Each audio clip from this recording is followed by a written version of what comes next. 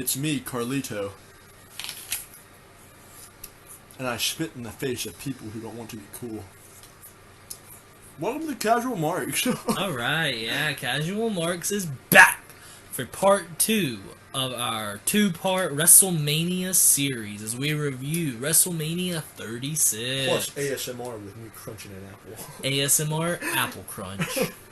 We're changing up the entirety of the channel. Aw, yeah. You know, I feel like Carlito was really wasteful with all of his apples, you know? He just took one bite out of Yeah, it. I was about to say, he only took a bite. What did he do with it after that, though? He actually spit on people. It's hard to fake that. Well, what did he do with it after? Like, what did you do with the apple? Just throw it down on the ground? Yeah, for the most part. And, yeah, for the most part. Yeah, that's what he would do. That's all I got. I Nice don't know little what more to awkward say. silence to start, but... I don't know what more to say about Carlito, and, like, yeah, that's what he does. What's he doing nowadays? Carlito? Yeah. I think he's in, like, the indie scene. They talk about him on Cultaholic a lot at 5-Star Wrestling. I'm pretty sure he's a tag team with promoting Chris. other channels while we're...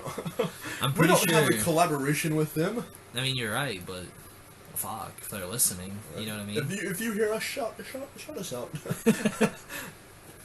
But anyways, so back to WrestleMania Part 2. WrestleMania Part 2, Night 2, since we went on for like an hour and a half in the last one. On the rants, baby. Aw, yeah. Alright, this first one, Flair versus Ripley. This was the first match of Night 2 for the NXT Women's Championship. Wait, which one was this? Not Ric Flair. Charlotte Flair versus Rhea Ripley. I was about to say, I didn't watch this one, but never mind, I did. You're like, I didn't watch a Ric Flair match. Why didn't you tell me he was on? I thought you said Shayna Baszler. I'm like, she's pulling double duty. Did I say that? I don't know. It's Charlotte versus Rhea. Perfect. Let's see what I've got in my notes. Ripley in general. Nice. Cut off Flair's flip to the apron. Nice. You know the Flair thing where she like flips and rolls over? Yeah. Like she rolls over the top turnbuckle so that she lands on the apron? Yeah, Ripley was like, get the fuck out of here.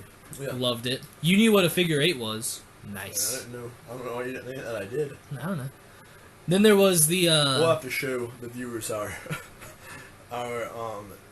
2K at 18. Oh, one day we'll have to explain the Allen Dynasty on video. Yep, because that's why I love Charlotte so much. I love Charlotte. It's truly great. Maybe we might even stream it one day. I'm disappointed she didn't break out the Charlotte's Web. Yeah, the Charlotte's Web roll-up is truly an icon. There was the disgusting chop block where Rhea about blew out her entire fucking knee. Oh, and then she did I don't know if that was like, I would say K-Fab, I love saying it. I don't know if that was K-Fab or if that was like real life that she hurt her knee. Because it looked gross, because like one of the replays, her knee was bent in a way it didn't like. Yeah, because it's like... It's like how last episode we were talking about how your elbow, like, you can't really make it hyperextend that way. Right. Yeah, Rhea's knee did hyperextend that way, and it was like, ugh! But it was a cool one. I liked it. There was the big boot over the top rope. It got reversed into, like, a hot shot. So, remember she, like, her leg was hung up and then she pulled it down? Yeah. That was cool. I don't think I've ever seen it. It's almost like a dragon screw over the top rope, so it was really cool. This was a very WWE match. It was not very... flippity, or it was slow. It was really good though. Like Ripley sold the hell out of her leg, and it was really stiff. Like they looked like they were straight kicking the Christ out of one another, which, as I think you know, I appreciate a stiff match. Stiff working. Stiff working is the best kind of working, and that is an absolute factoid. The big shouts out to Chris Jericho because there was the sick Walls of Jericho perform. I forgot about that. I thought, wait, didn't Rhea Ripley do that to Charlotte? I thought she was going to tap to that. Did you really? Yeah, because she was reaching for the ropes. Yeah, because that's when you were like, couldn't she just reach over and grab it? And I was like, you gotta sell, brother. Yeah, her arm was like bent sideways, and she was reaching for the ropes, and the camera like kind of didn't get her. Like it didn't really hide the the elbow. Yeah, and I'm like, just reach out further. I was just straighten your arm. What? I was into that match. Like, yeah, I was too. That's how a WrestleMania night's supposed to be started. And Ripley hit I have here Ripley should finish with boot. So I'm pretty sure if I remember right, she hit a killer fucking. Yeah, that's boot. what you said. Yeah. And I was like, that should be her finisher. Just because, like, I don't know. I think a There's big no boot. Sid Vicious big boot. That is true, but if she did a Sid Vicious big boot, that would also need to be a finisher. I don't know. I think a big boot's very underrated. Like, Test used to do a big boot for his finish, right? And, like, I mean, he would. That's a big boot. He kicked the Christ out of some people. What happened to Test? I think he's dead. Is he really? I'm pretty sure he died of, like, steroids. No way. I'm pretty sure. We're gonna have to Google this. Eventually. Did he really? Yeah. Charlotte wins with the figure 8. Dude, he's been dead. Since when? Like, I saw him, like, he was wrestling when I was alive. Yeah, he was wrestling when you were alive. He was in, like, ECW in 2008. Yeah, I know. But I'm pretty sure he died shortly after. Well, that's just sad. It might not have been steroids. It might have been painkillers and he overdosed. Comment below if you're wrong. Leave a comment down below. Test comments. It's like, I'm still alive, bitch. And I'm like, oh, maybe I was wrong. That's like, have you seen Hulk Hogan and Bam Margera when he's like... when the guy's like, rest in peace to my brother. Oh, he's like, miss you, Bam, all the time. Like, wish you were still here with us. And then Bam, like, you know Bam from Jackass? Yeah. And he commented back, he's like, thanks, brother, but I'm still alive. I don't know what was going on with that, but I've seen it a couple of times, and I'm always like, huh, Hulkster. But yeah, Charlotte ends up winning with the figure 8. And, like, let me check, but I'm pretty sure I put that Rhea was going to go over. I think you did as well, because you didn't think that Charlotte was going to get out of NXT. Yeah. But, Or go to NXT since it's not really going down. Yeah, technically not going down, but you know what they say. Yeah, I had Ripley and you had Flair. Yep. I mean, I still stand by that I think Ripley should go over because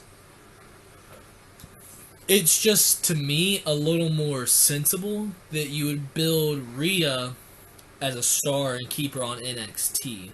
Because now Bianca Belair is actually on WWE. She's on Raw with Street Profits.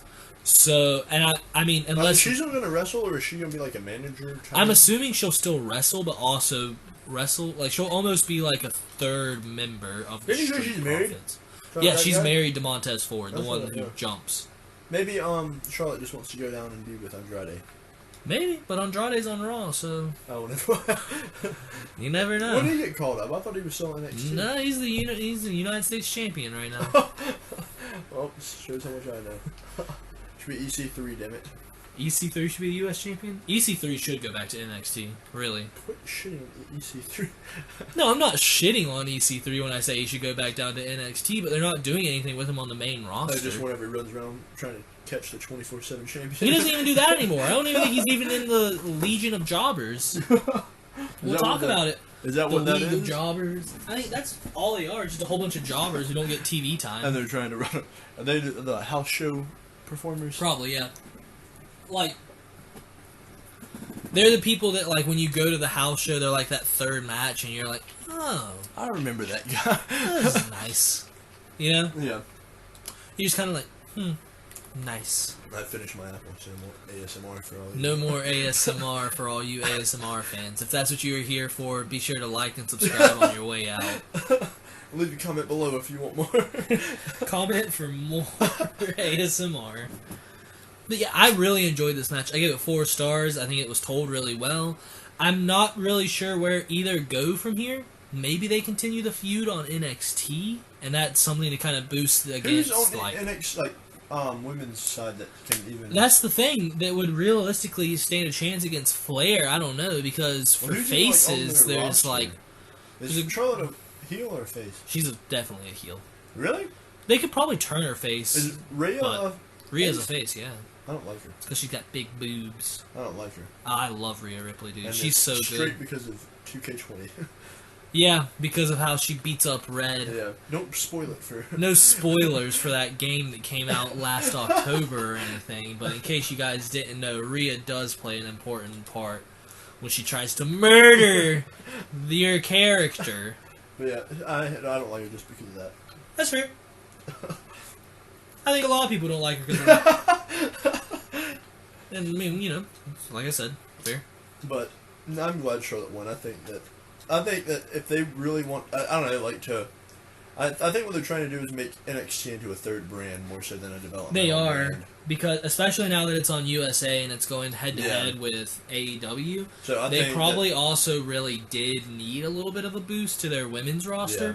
I don't know. I like the AEW women's roster. A lot of people don't, but I get really the AEW or the NXT? AEW's. Oh. I really like people like Nyla Rose. I like Rhea. I like Shikata. Shanada. I like Britt Baker, but she's a bitch. But a good bitch, you know? Not X-Pac heat, just a bitch. But anyway, I really like them, so I think Flair going down there will be a good little answer. Yeah, Flair going to NXT helps against AEW. Okay, I thought you meant all those people on AEW and that. No, all those people are on AEW, but Flair is not. NXT. No. Cleared up that confusion. Yeah, because I'm sure everyone else was totally confused. But I think that there will be a lot more superstars that are going to NXT as well. Well, Finn Balor's down there now. Oh, is he really? Yeah. He's technically on NXT UK right now, dealing with Walter. Really? Yeah, which is going to be for you. Yeah, Walter's sick. What's See, Pete what I don't Dunne understand, he's the NXT not cruiserweight, NXT Tag Team Champions. He's in a team with Matt Riddle called the Broserweights. Oh, really? Stupid fucking name. I like that. Broserweights? Yeah, it's like the Bruiserweights. Yeah, it is like the Bruiserweights, except it's fucking awful. I like it. Well, that's fair. Anyways, I gave this 4 stars out of 5. Thought it was really enjoyable. It was actually pretty back and forth, which, I don't know, I mean, you would kind of expect that Charlotte would dominate, you know? Because Charlotte Flair is Charlotte Flair. Right. And she won the Money in the Bank. She could do that, right? Like that. Royal Rumble. And she chose to go against Rhea. Yeah, which is pretty intense. Like that. I think that helps to establish up. NXT. Yeah, I do too. And that's what I was about to say. I like the storyline that they're going with and everything like that. The development of characters. So I enjoyed that match, and it was a good starter match for night 2. Yeah, I think it did do a lot better at getting me in a wrestling mood. Right. Than the first night that it was the blissful love and the Nikki Cross needs a better gimmick match. What is her gimmick? I don't know she had a gimmick. Nikki Cross's gimmick? Yeah. That she's best friends with Alexa. Oh, that's it? Yeah, basically. And you see why I say she needs a better one. Yeah, but it's kind of like Mickie James and Trish Stratus. No. If it was like that, I'd love it. Where she was like her lesbian... Where she was like a quasi-lover lesbian thing going on. Like that, I'd be all for it. I think that would be awesome to do where Nikki Cross is obsessed with being like, I'm going to be there for you. Alexa, you're my best friend. And Alexa's like, ha. You know what I mean? I think that'd be sick. Yeah. I'd be like, yes, awesome gimmicks. But it's just their best friends. Yeah, they're just buddies. And then that's her gimmick. Okay. That's all you need. Clearly, they're champions. But no, I think I gave that one a 3.8, just because it was a starter match. Yeah, that's fair. We had a commercial for the Big Show and the WWE shop. Now, I don't really...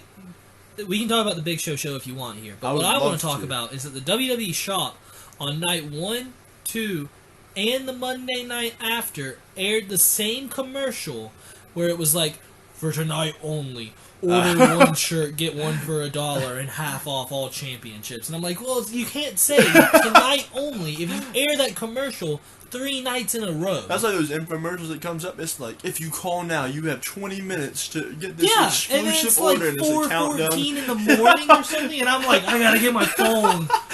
Well, I'm stoned out of my mind. Immediately demonetized. We're not stoned. That would have been better in video form, but... We'll get there eventually. Side eye. Anyways. Okay, next matchup. Oh, wait, the Big Show. I watched the first episode of the Big Show. I liked it a lot, but it solidified It solidified him not returning to regular... You would think so, but guess what happened on the Raw after WrestleMania? What? He was the main event. Are you serious? Yeah, we'll talk about that, because I don't want to spoil the main event. Wow. But he challenged the WWE champion. What the hell? To a WWE championship match. We'll talk about it. Did they fight? Really dumb. Yeah. So was Big Show back? It was like a 15-minute match or something. Well, I guess we'll find out tonight. On Monday Night Raw. We'll talk about that once we get to it. Next match. Pissed. Alistair Black versus Bob Lash. I liked this match. It was yeah, he could have performed better, but I liked it. There was a cool jacket from Alistair Black. Was that a new attire that he had on? The jacket was new, like with the hoodie and the pointy spikes. Yeah. There was one of those shitty 3D graphics. I'm disappointed there wasn't more. Hate. I was so disappointed. I hate those so much. Did have one? Nah, because they didn't have full entrance. Remember? Yeah. Oh yeah. That's my favorite though. I love when the Viper. When the giant snake in the crowd like. That and then so Baron Corbin. Everyone's real favorite is the Roman Reigns that's 25 feet tall. It's just going ooh ah. Oh boy. Bob Lash had some new tights. I don't really remember what they look like or anything, but I've got it in my notes. Gold and black? Probably. Sounds like him. It started out with chains, which I didn't expect. Because, like, Bob Lash is a... Why are you calling him Bob Lash? He's matured now. Is that what he goes by? No. That's what I call him. When he was young, he was Bobby Lashley. Now he's married.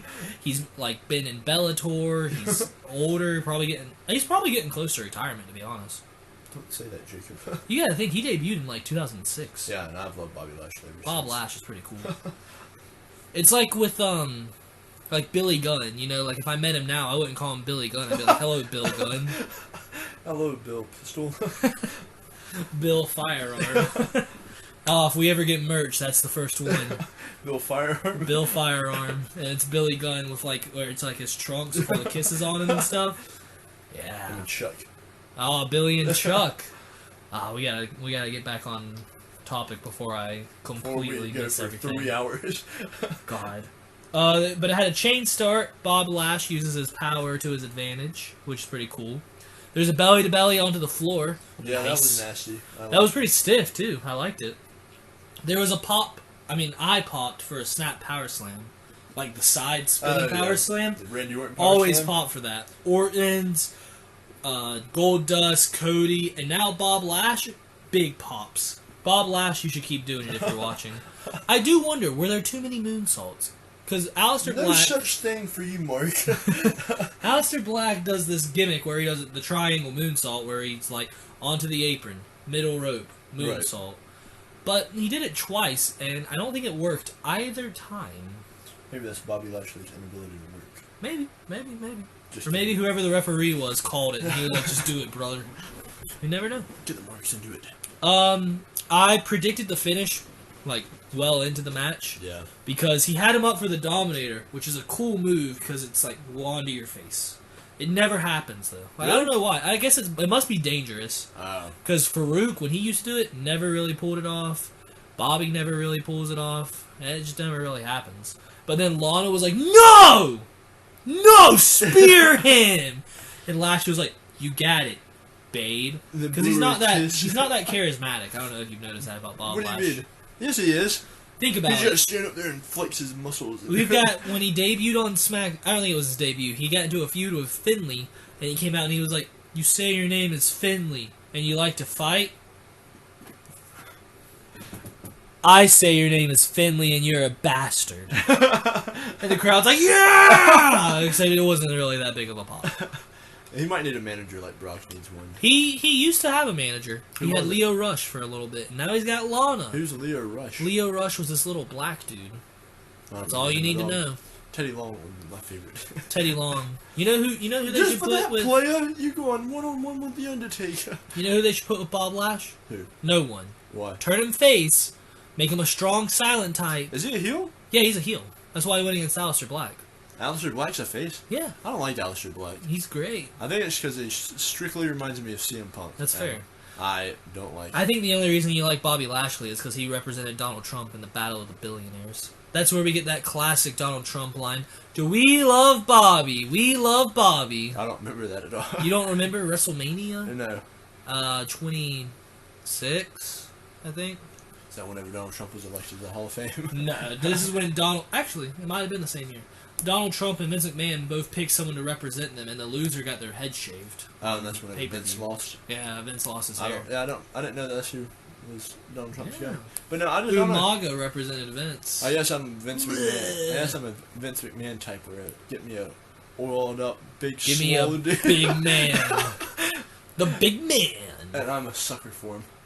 That's all it takes. Think about it. Ryback, Goldberg, Brock, John Cena, John Boy, Bob Lash. All my favorites.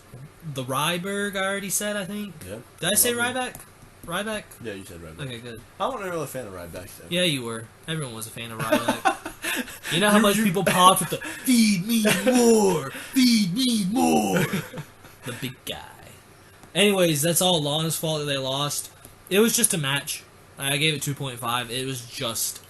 It was a fine match. I think I put like 3.5, maybe 3.3. And like you said, it's a fine match, not a WrestleMania match. Yeah, this is one of those that, like, it was pretty much almost given the UFC treatment where it's like, these guys are big stars, so we're going to put them against each other.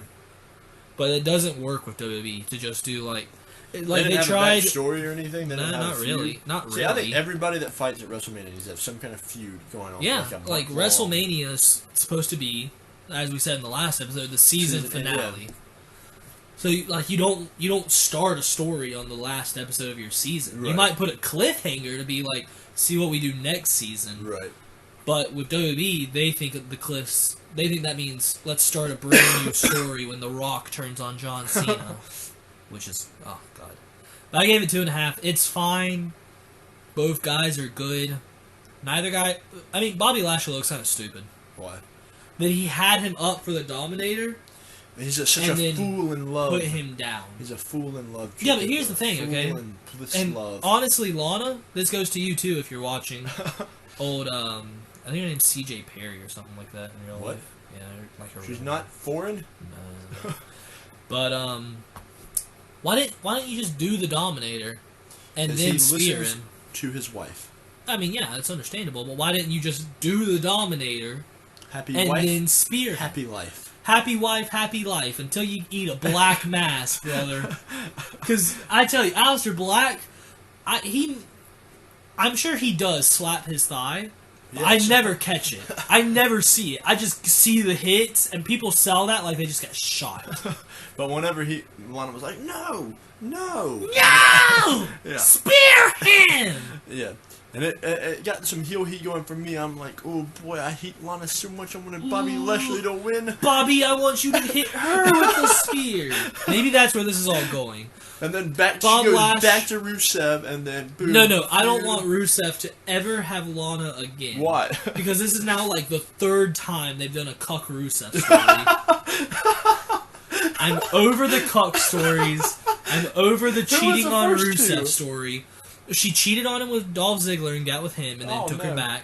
Then The Rock came on air one time and was like, "You remember when we were at that hotel and you were doing all those gymnast poses, and you were like, I don't want to be with Rusev anymore because he smells like Bulgarian ball sack or whatever The Rock says."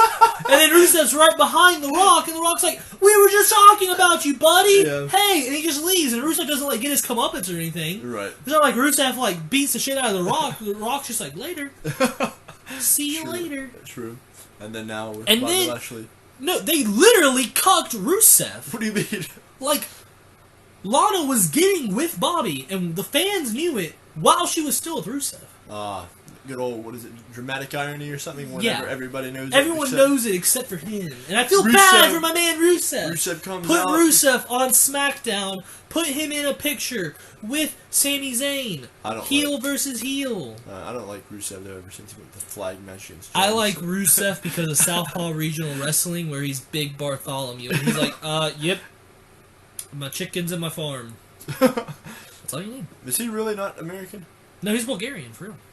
Doesn't he, like, is he Russian or supposedly? Bulgarian. I thought he was supposed to be Russian. No one knew where Bulgaria was, so they made him the hero of the Soviet Union. Oh. Or Russia, I should say.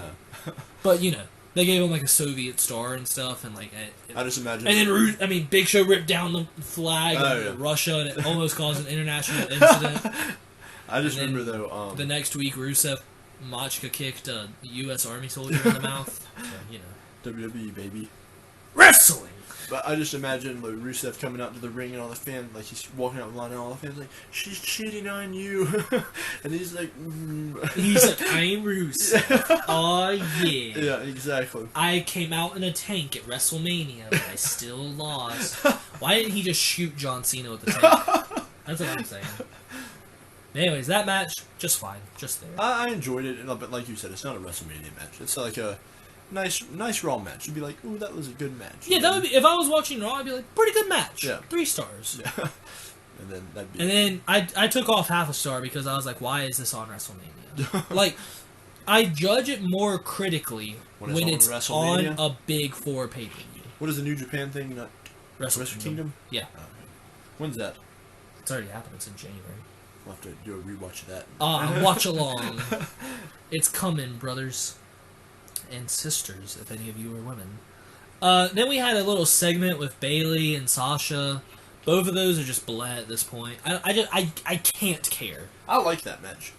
Oh, I'm not talking about the match. I'm talking about where Bayley was like, "This isn't fair. Sasha's not going to turn on me or anything." And then Sasha was like, "I guess we'll have to wait and see." I don't care. Like, everyone wants Sasha and Bayley to fight. Right. Just give us what we want. You know WWE don't do it. If the fans want it, it's out the window. The fans want this? Ugh. Disgusting. But it's not entertaining to me. And like Bayley, ever since she got called up to the main roster, has been trash. Yeah, she hasn't been the best. Strictly trash. I like that. I don't know. I feel like she could sell the heel Bayley. I feel like she's like, quit talking. Yeah, just shut up. And she has the worst finisher, which we'll talk about once we get to the match.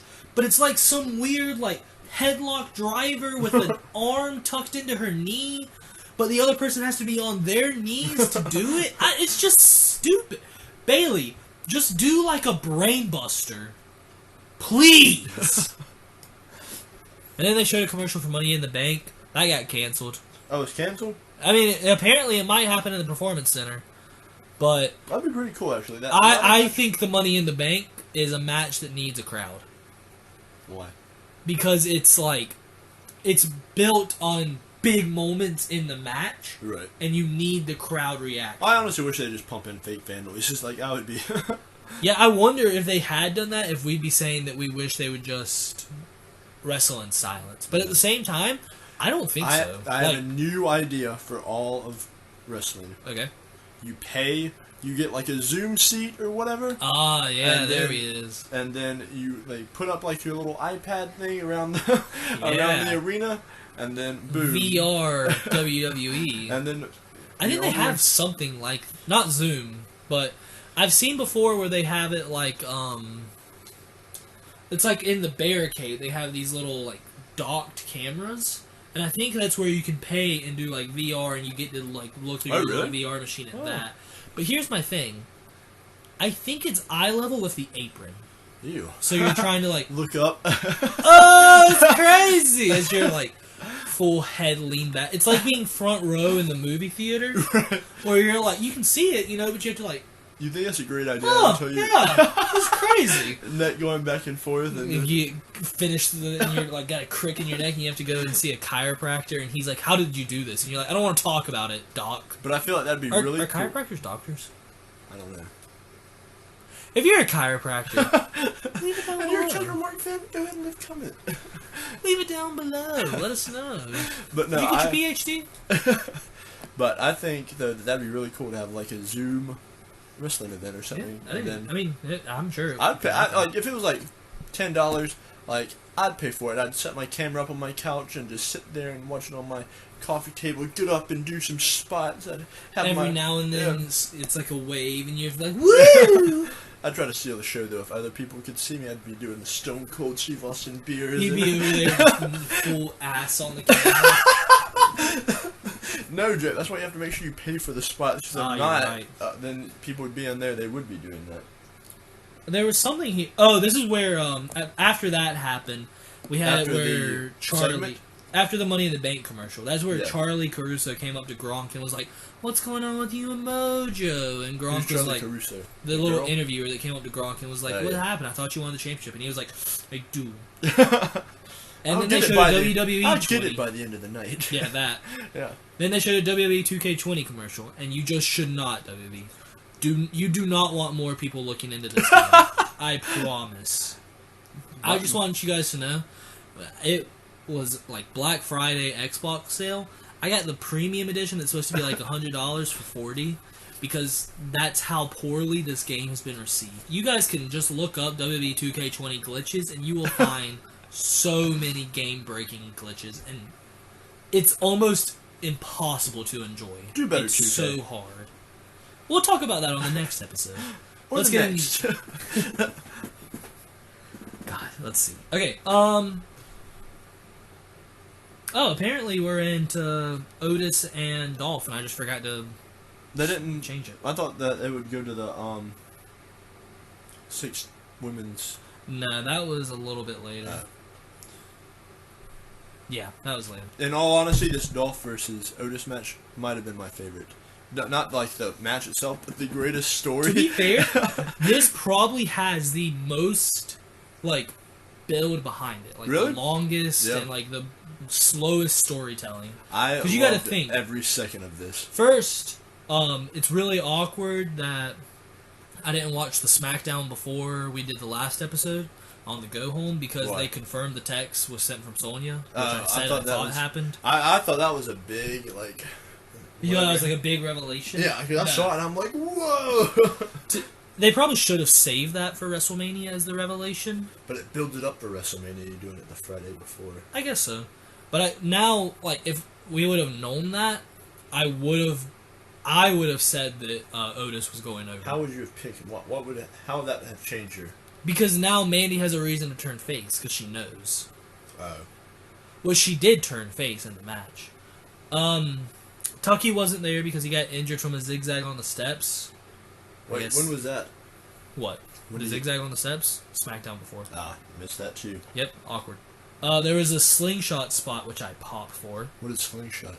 That's where, like, you got their legs up, and then you fall back and they get, like, sent flying. Dolph Ziggler can sell, I tell you. Dolph can sell. There was a really nice drop kick from Dolph. He does pretty good. Otis, parentheses, big boy equals future question mark? This was you. This was you wanted to talk about this, Benjamin, so take it away. I think that the future of the WWE, it transitions all the time. Like, you started out in, like, the old days, and you had just, like, the big swole boys. Big hoss. Yeah, like, all oiled up and everything. Like, if you weren't 6'5" and 300 pounds of pure muscle and... Yeah, 6'5" was short for the business. Yeah, that's what I'm saying. Like, that you couldn't even be talked about. Like, you had to look like you just got out of a speedo competition, bodybuilding competition. And then it transitioned more to, like, the... kind of like the... still ripped and everything, but like brawlers and everything like that, and then you had like a little window of technicians in there, like Bret Hart and like Owen and Stone Cold, early Stone Cold, I should say. Shawn Michaels, that weren't they were really over. That weren't like your prototypical like bodybuilders. They were still ripped and big and everything, but they weren't real jack, baby. They weren't like Hulk Hogan 22-inch biceps and everything. 22-inch python, brother. But and then you transition into this marquee phase of wrestling where it's the flippity-flippities and everything. And you know what's cooler than seeing these little cruiserweights on 205 Live do this stuff? Seeing big boys like Otis do stuff like flips and everything. I can't deny that. That is cool. And you know why 205 Live didn't go over? Because all those little guys do it. Because the superstars weren't integrated into other competitions, so that there was really no need to watch. Because they were small. Yeah, you're right. It's a good point. That's what Vince probably thinks. He's like, I thought these little guys were supposed to be over.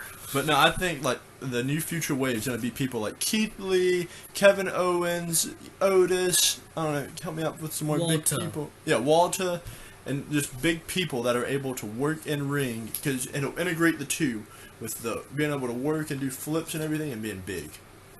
You could probably even say people like Damian Priest, Dominic Dijakovic, people like that. And then the guy from the Street Profits, he's pretty big. Angelo Dawkins? Yeah. He is, I mean, he's not like huge or anything, but he's pretty big. That's what I'm saying. I don't know, it's cooler to me to see, for me personally, as I'm a cash, to see Keith Lee do something or to see Otis break out the Caterpillar than... The Caterpillar did get a pop from you.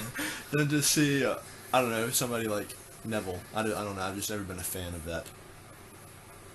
Especially like the technician cruiserweight. I'm out of there. Drew Gulak? Nah. Daniel Bryan? Nah. And bring the heat on from all the marks, but no, I don't. I'm not a fan of that.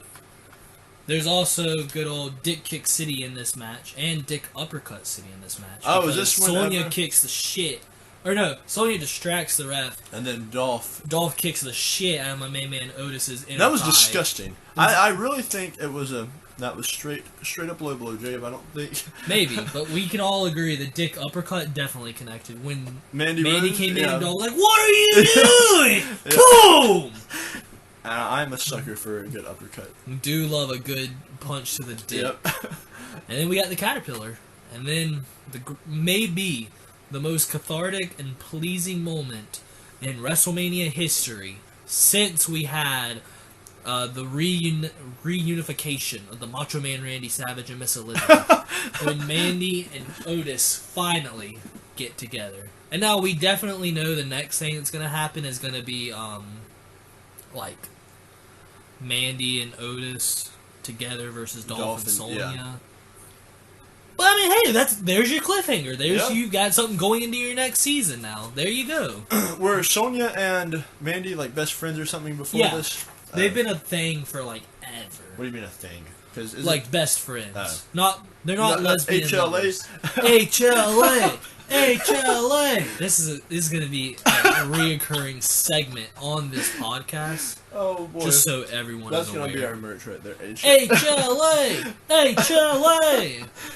It's going to be like a cartoon picture of me cheering with a speech bubble that just says HLA. But HLA. we need to talk about JBL's commentary during this match. Yeah, too. you're right. Actually, I didn't even mention that. Because I felt this is where it seemed like maybe he had a couple margaritas, like maybe a limeade before he came out. You know what I mean? A spiked limeade, I should clarify.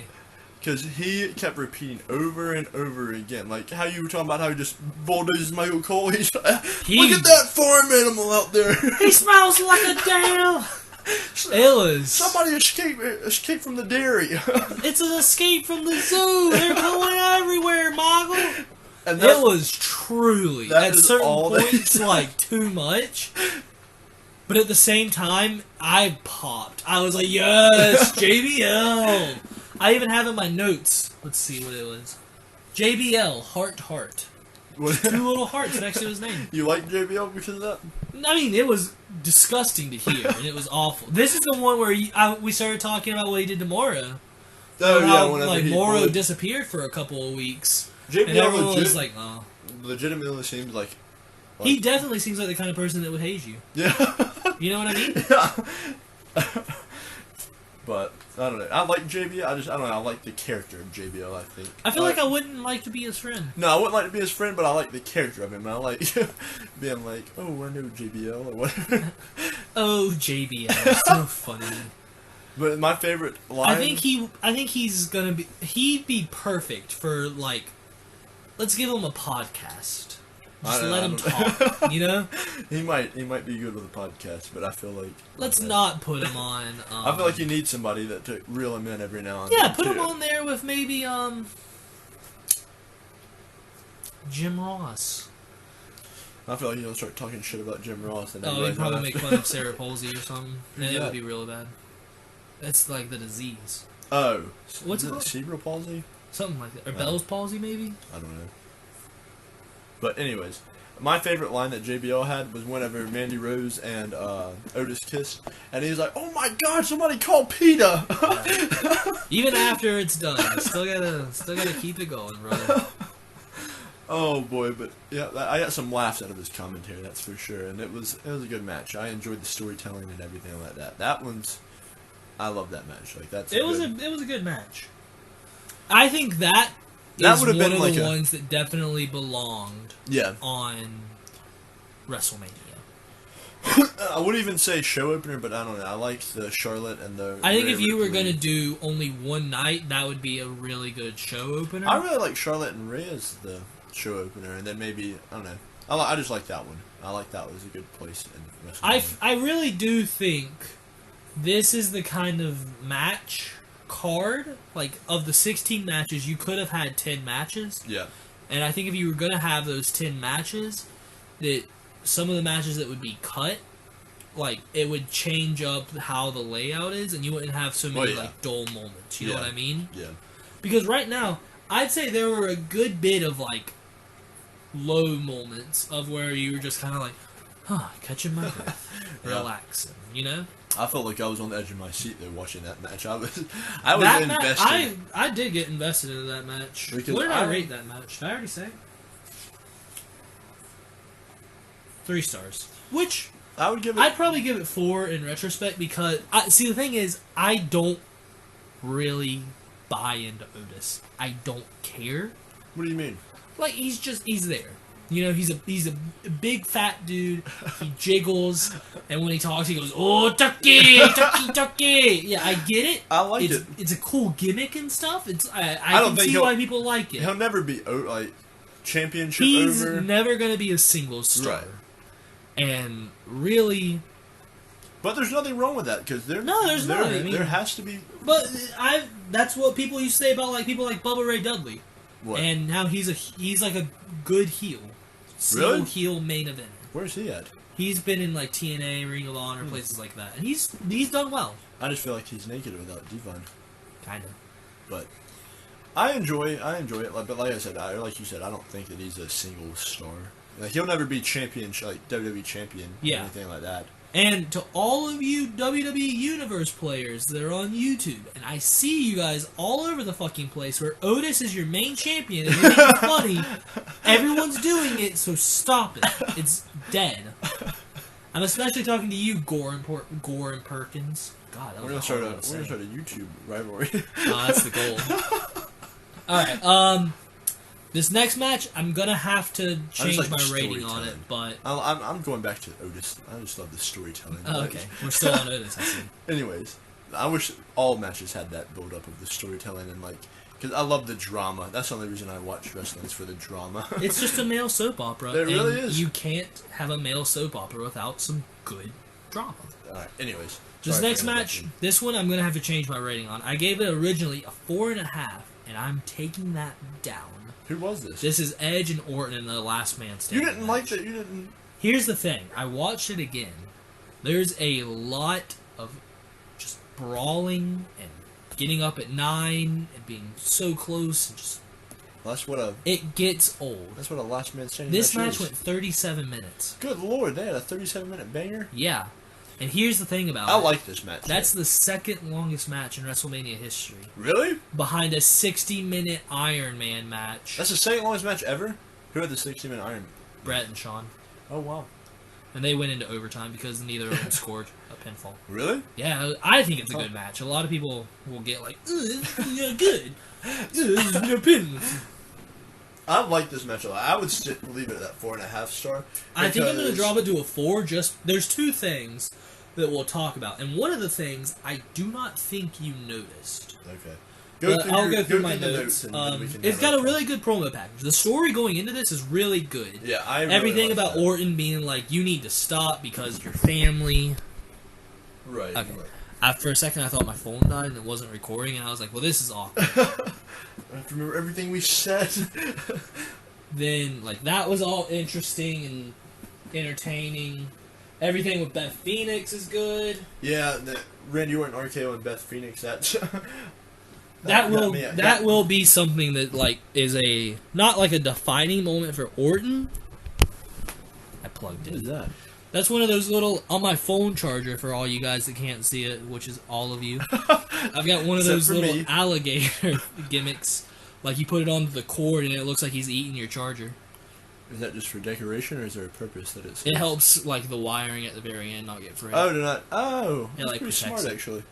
But anyways, it's gonna be... It's interesting. YouTube or Amazon trying to find this. I think it's a good story, and I think Orton is almost a justifiable heel. To where you understand, you don't agree to what he's doing. A vigilante? Well, think about people like Syndrome in The Incredibles. He's not in the right, but he really believes in what he's doing, and that makes him a good villain. So a vigilante. Kinda. Gotcha. That's what Orton is. Like Joker in Telltale Games. Yeah. They're not good. He's like an anti-hero that you hate. Gotcha. But what he thinks he's doing he's doing what's right. So he's a good villain. Right. He's not just doing it because, LOL, it's me, Randy Orton, RKOing Linda McMahon. I punt kicked Vince. Did Randy really do all that? Yeah, he RKO'd Stephanie and made out with her while Triple H watched, and he was handcuffed. He was like, and then he punt kicked Vince, and then Randy they had one of the most disappointing matches. Like we said with Baron Corbin, dude, we know he is willing. He's RKO'd Tori Wilson. He's RKO'd the Fabulous Moolah, Mae Young, Stacy Keibler. He RKO'd Mae Young? I'm pretty sure. It might have only been Moolah, but I'm pretty sure he did them both. He's RKO'd Hulk Hogan onto the back of a fucking car. I know that's not a woman, but... I love Randy Orton. And then he lost the match to Hulk Hogan, and Hulk was like, I'm going out on top, brother. Was that his last match? Yep. Really? In WWE. Oh. Until TNA, baby. Until, Shawn. Ah. I am a real American. But Edge, when he came out, and he had this sick fucking jacket on, he had his fluffy abs out. I call him fluffy because he's got, hair. You know what I mean? Yeah. He's got his beard, he's got his really hair does all look wet. Like he's in really good shape. He's the fucking man right now. Yeah. Edge in general, he's always been the fucking man. But after he got to be the Rated R superstar and he really blew up, man, what a fucking career. I feel bad that R-Truth's going to have more titles in the long run than him, but, fuck it. R-Truth, that's comedy gold, baby. Little Jimmy. Jim. R-Truth deserves that, though. He's 48 out there wrestling. Well, shit, Edge is 46, isn't he? Yeah. Edge, just start going for the Money in the Bank. I mean, not Money in the Bank. The Bring Christian 24/7, back. bro. Bring Christian back and let's have a... We can't bring Christian back because of concussions. Oh, is he done wrestling? Yeah, he retired. Unceremoniously, didn't get to have a moment or anything. Oh, really? Hashtag Christian for the Hall of Fame. Hashtag it sucks to be It Christian. does. You guys will learn throughout our coming episodes, it really sucks to be Christian. We're going to make an entire episode about how it sucks to be Christian. Everything from the Brood's first promo, where he didn't get to speak, up until he finally got a world championship opportunity run, just to lose it to Orton. You gotta love a transitional champion from vacant. Anyways, we'll get to that episode eventually. We had an RKO from out of nowhere to start this because Edge was like, come on! Oh no! Fake cameraman.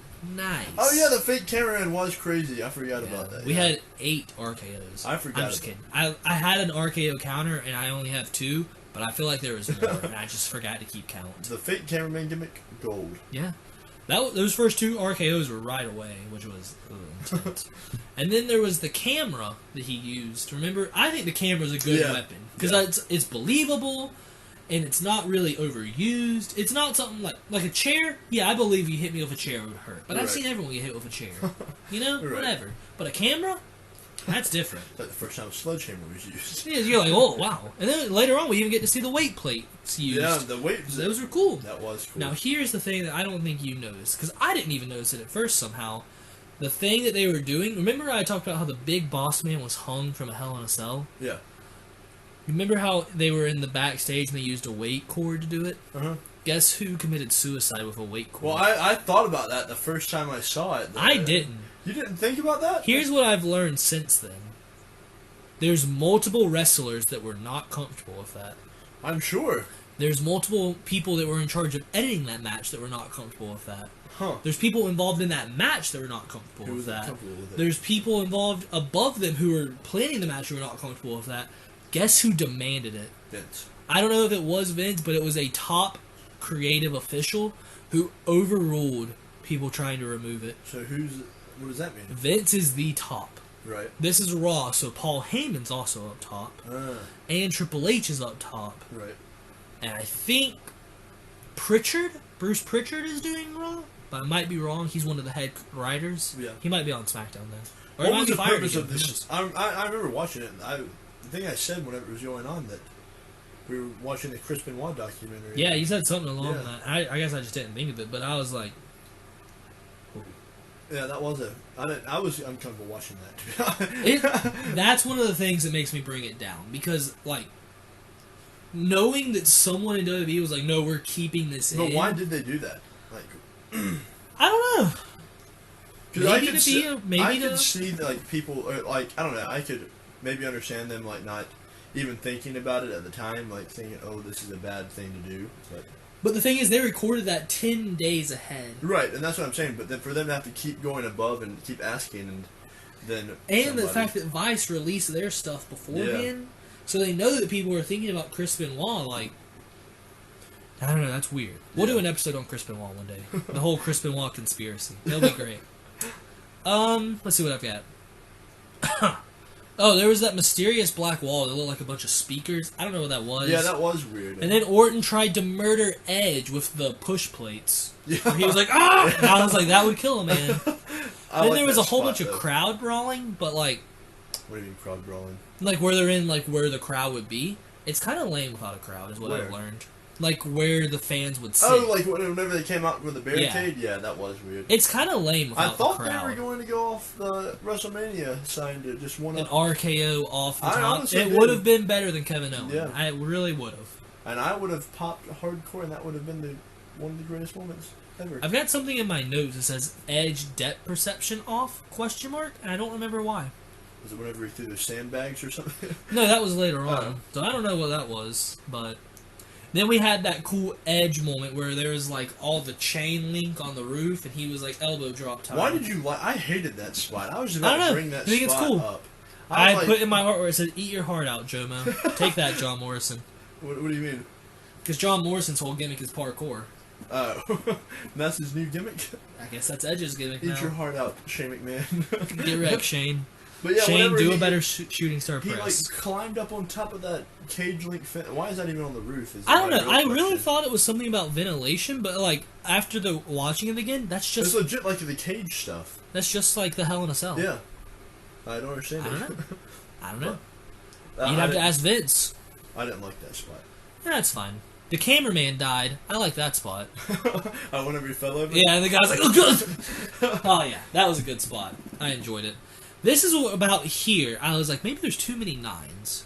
Because really, I think... Like, the counts? Yeah, like I think that first one after the 2 RKOs might have been a 9 count. I remember Randy Orton just kicked the shit out of Edge for basically the whole match. Yeah, especially at the very, very start. Yeah. Like, it was like to the point of where you were like, what? This is so one-sided. Yeah. And then, let's see what I got. The super elbow off of the giant truss, you know what I mean? Like, all of that... I don't know what you would even call it. There was a big elbow drop, is what I'm trying to say. I don't remember that. There was a really big elbow drop, it's fine.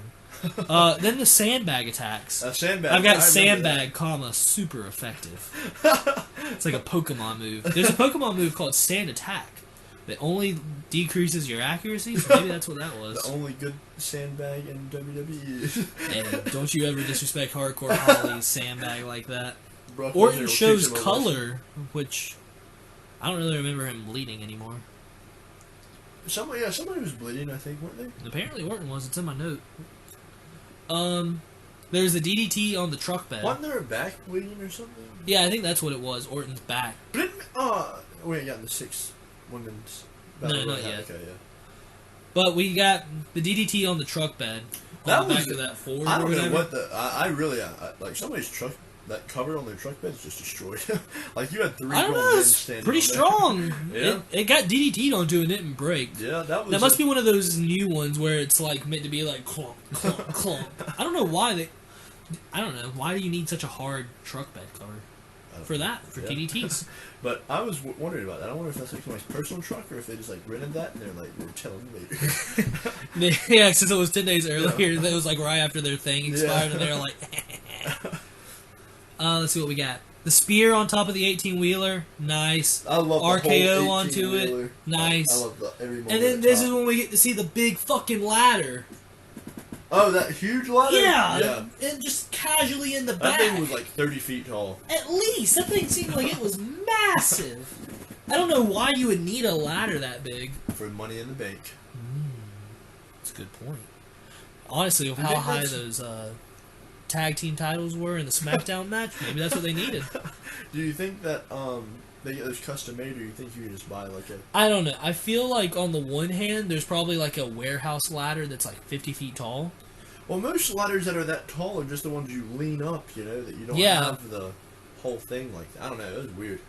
I don't know. To be fair, WWE probably does make some of their own ladders, like the wood ones that are breakaway. Yeah. But I don't know if that would be one of them. That big? I think it's like a lot of wood. Yeah. I don't know. Maybe. I like the big fucking ladder. That's all I'm saying. We should have had. We should have had something with the big fucking ladder. Yeah. There should have been an elbow off the ladder onto the 18-wheeler. Oh, that would have been cool, maybe. Yeah, that would have been sick. Edge in his new submission, where it's like a standing arm triangle. Yeah. I don't like it. Edge, here's the thing, okay? Edge has a submission already, which is like an inverted Texas. That's whenever he said not to count yet, right? No, he did. He did the submission, and then he was like, "Don't you fucking count." Yeah, that's what I'm talking about. I thought you meant before it. No. But yeah, this is right after the ref fucked Orton. Yeah, I was going to say, whenever the ref fucked Randy Orton, he's like, "Don't do it to him, Randy." He is pretty much stopping it. He's like, "No, Randy. Yeah. Concerto is too far for this. A last man standing." It's like what happened with Seth Rollins and the Fiend in the Hell in a Cell. What? The referee threw the match out because he was like, "No, Seth Rollins is out of control." Oh, I remember that. It's too. He's got a sledgehammer and he's got a sledgehammer and a fucking toolbox. They don't make refs like they used to for that. All I'm saying, Hell in a Cell with Mankind and Undertaker. Like, if you want to do the story of we're gonna have a non-finish, don't put him in Hell in a Cell because 2 years in a row they've had non-finish for Hell in a Cell. Really? At the last one we had Seth Rollins and the Fiend. The Fiend, and it's technically referee stoppage, right? But it's really disqualification, right? You know what I mean? Right. And then the year before we had Braun Strowman versus Roman Reigns for the Universal Championship, except Brock Lesnar came out and F5'd them both, and the ref was like, "That's it, it's over, the match is done." Well, you know what the number one rule in wrestling is, Jacob. There are no rules. You got a point. But I guess if you want to do that, just give something else the Hell in a Cell. Because they pretty much... I don't know if they've got some kind of contract with the pay-per-view companies or what. Or if it's just Vince being like, "We gotta sell toys, damn it. We got branding to do." But, first of all, you don't need to name your pay-per-views after the stipulation. Well, the big match like that, I think it's cool. Elimination Chamber. Well, I mean, Elimination Chamber, if you want to make that a constant, this is the last stop before the road to WrestleMania, whatever. Cool, have Elimination Chamber. But we don't need stuff like Money in the Bank, TLC, Hell in a Cell, what's next? Chairs Only, Steel Cage Night. Do they have that? No, but won't be surprised if they do. I like it. I like it because it got to be the point, there was a time where they didn't do anything cool like that, really. Yeah, that did happen for a time, but I want Hell in a Cell to be reserved for, like how Kevin Owens and Seth Rollins are right now, where it's they are going to fucking kill each other and destroy this place. We're not letting it happen. We're putting them in a Hell in a Cell, and they're going to kill each other, and this is the last. And I want it to be... That's why I want to see a Hell in a Cell. I don't want to see a Hell in a Cell because it's October. You know what I want to see? I want to see RKO off the top of the Hell in a Cell into the Kennel from Hell. Bring it back. And I want rabid chihuahuas. I want a Buried Alive night. I want a Boneyard. Inferno match. Welcome to WWE Boneyard. And it's just only Boneyard matches for 2 hours. But I honestly thought they were going to do RKO off the 18-wheeler. Yeah, or a spear. And I think they set it up like that, and I was disappointed. The Concerto didn't need to be on top of the 18-wheeler. Yeah, I agree. Because the Concerto is supposed to be... They're building it as a career killer, right? Right. Where it's oh my god, he's never going to recover. Right. But really, doing Concerto awkwardly stand over Orton for 10 seconds, it kind of ruins it. Yeah. Not ruins it, but it definitely takes the wind out of you where you're it seems like he's going to get up. Because it got me all the way to right here where it's ooh, my goodness, they're going to do a spear and RKO off the 18-wheeler and then get a double count out or something like that. And then... Edge just kind of was all right. And then they just... it's... I don't know. I'm going to drop this down to 4 stars because I think it had a really good story and I think it was a good blow-off, but it had a couple of really uncomfortable moments. Because, like, Edge selling his neck, I get it, but I hate it because he's really got a fucked up neck. Right. You know? And then, also, like, a pretty lame finish, all things considered. Yeah. The finish could have been better. Yeah. Maybe a concerto off the 18-wheeler. You know? Then the whole Crispin one. Yep. That's one of my uncomfortable ones. And I also think it was long, and because of how, like, anytime you have to get to a certain place, you have to just kind of like, as we're brawling through this backstage area. I like the fact that it wasn't live, and that they, like, when that cameraman fell, and then there was a couple other spots where you could see where they probably cut it, and then stop for a second, and then you can probably let them catch their breath or whatever, and then stuff regain. I like that, because I think it provides for more action in the match, and that's why I think you have less rest holds and stuff. Yeah, that's why they were able to go. But I don't know. I feel like with that long to edit and stuff, you could have cut a lot of this and maybe only had it at like a 30-minute match, which still would be kind of long. Yeah. But still, like. Yeah, but there were a couple awkward moments, or like the crowd not being there, and that was weird. And I think there's certain times where, like, with Edge kind of like looking around after the concerto with a crowd, would have been a moment. How? Like, it would have just felt more natural. Oh. Like with the crowd then sitting there waiting cheering. for 10 seconds to see if Randy's gonna get back up or not. Oh yeah.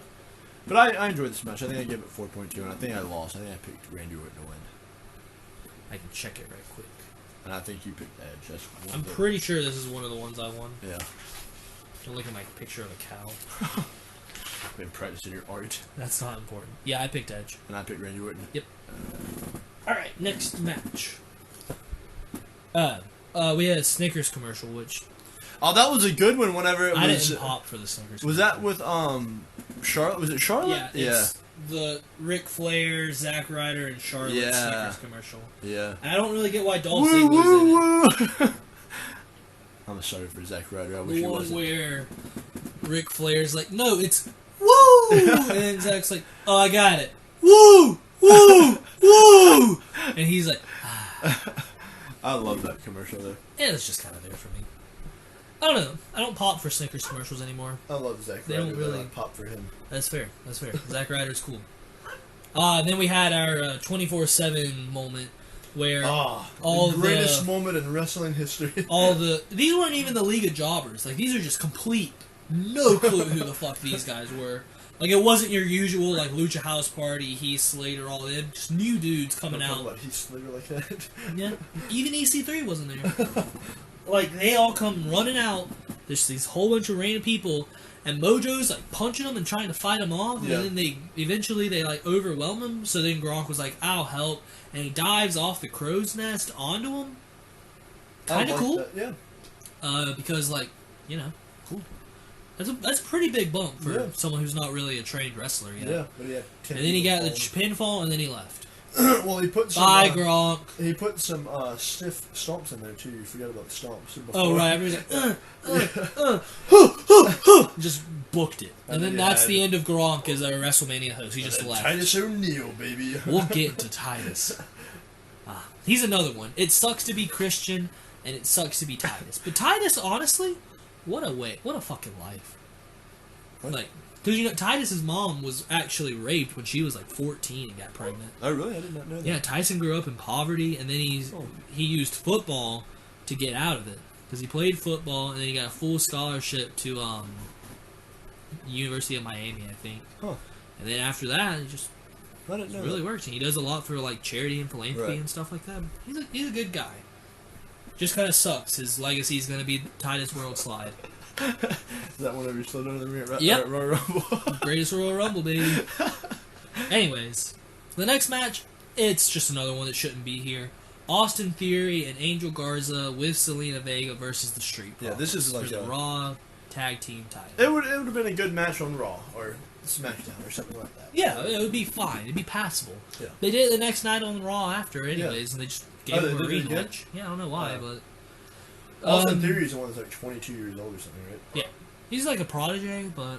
The protege of wrestling. We'll see. That would be good. The protege of professional wrestling? Yeah. Just run with it. Vince, sometimes it's the right answer. It's the easiest one. It'll be 45 going by the protege of professional. Let's see. What do we have? Zelina Vega had skull attire. Cool. Like, little skulls on her shoulders. I don't know if that has something to do for being like, LOL, my husband's Alistair Black. I thought it was cool. Ford does one of his classic dives. Montez Ford. Yeah, I like him. He's good. I like the Street Profits. Yeah, they're really good. They could be really good. Garza does a moonsault. Nice. There's a lion salt, but it's like a stalling one where she just kind of, or he, I think it was Austin Theory if I remember right. He just kind of like stood there and then moonsaulted off the middle rope, which is cool. And then there was a really nice frog splash from Montez Ford. Yeah, I know. I popped for that frog splash. Frog splashes are cool. Hell yeah, and then Bianca Belair made her main roster debut. I like that. Yeah. I don't know if that's like why they did that, but that was a good spot to do. I mean, it was neat. You know? But it didn't need to be here. Yeah. You could have done it just as them attacking the Street Profits and then Bianca saving them. Yeah. And didn't have to waste the whole time for a match. Yeah. And I think we both picked the Street Profits for that one too. Yeah, because it doesn't and wouldn't make sense to put Garza and Theory over when they've never been a team. So are they coming to the main roster? Well, Garza's already on the main roster somehow. So is Theory on the main roster? I'm guessing they're going to stick them together as a tag team and just keep them. So they're going to squash. Eventually. I realize what happens to everybody from NXT. They come up on a tag team and get squashed. Let's see. Oh, this is the match that you wanted to talk about. It's the Fatal 5-Way Elimination match.